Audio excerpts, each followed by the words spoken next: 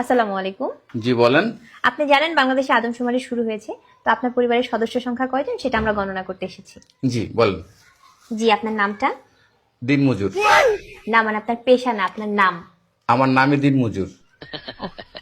আপনি কি বিবাহিত? জি। কয় বছর হচ্ছে বিয়ে করেছেন? 1 বছর।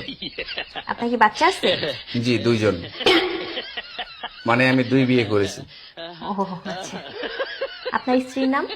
ছোট জন না বড় জন? বড়জন? কেয়ামত। কিয়ামত। আর ছোটজন? তুফান। ও তুফান। আপনার সন্তানের নাম? ছোট জন একটা না বড় জন একটা? কিয়ামত জনেরটা? ঝড়। ঝড়। আর তুফানেরটা? সিডর। সিডর। জি, আপনার মূল্যবান সময় দেওয়ার জন্য আপনাকে ধন্যবাদ। আর লাগবে না? না না না, আর কিছু লাগবে না।